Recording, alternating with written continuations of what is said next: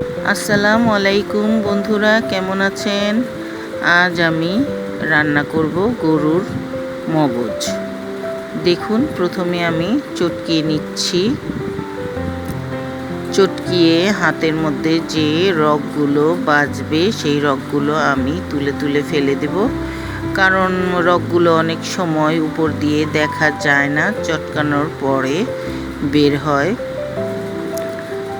আর এগুলো যদি আমি টুকরো টুকরো করে কেটে নিই মগজটা, তাহলে রগটাও কেটে যাবে, রগটা পাওয়া যাবে না।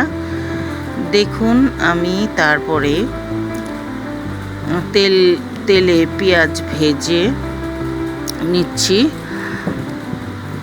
আসলে মগজটা যেভাবে সবচেয়ে স্বাদ হয়, দেখতেও ভালো লাগে, খেতেও ভালো লাগে, সেভাবেই আমি আজকে রান্না করব। কারণ ছুরি দিয়ে বা বটি দিয়ে টুকরো টুকরো করে কাটা যায়।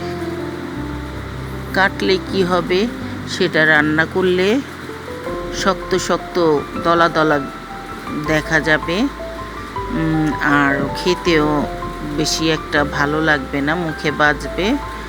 আর যদি চটকিয়ে নেন তাহলে একবারে মিহি হয়ে যাবে।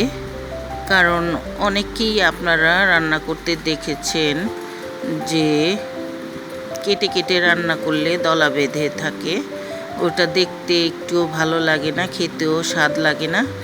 দেখুন, আমি এখন হলুদের গুঁড়ো, মরিচের গুঁড়ো, ধনে জিরার গুঁড়ো, তেজপাতা, দারচিনি, এলাচ, আদা রসুনের পেস্ট, জটি জায়ফল, পোস্তাদানার পেস্ট, এগুলো সব দিয়েছি।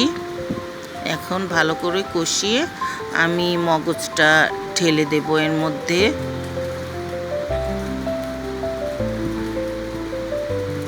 আমার কষানো হয়ে গেছে, এখন মগজটা ঢেলে দিচ্ছি। দেখুন কি সুন্দর একবারে তরল হয়েছে।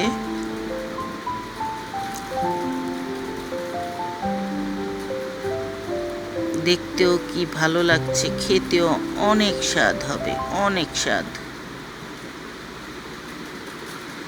আপনাদের এইভাবে মগজ রান্না আমার যদি ভালো লেগে থাকে, তাহলে নতুন হলে সাবস্ক্রাইব করবেন, আর লাইক, শেয়ার, কমেন্ট করে পাশেই থাকবেন।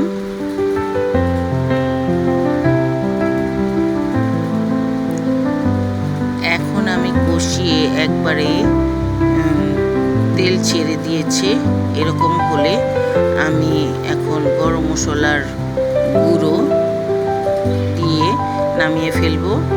দেখুন, আমার হয়ে গেছে। দেখুন কি সুন্দর হয়েছে, খেতেও অনেক মজা হয়েছিল, অনেক মজা। আপনারা এভাবে রান্না করে খেয়ে দেখবেন, খুব ভালো লাগবে। আজ এই পর্যন্তই, আবার ফিরে আসবো অন্য কোনো ভিডিও নিয়ে। খোদা হাফেজ।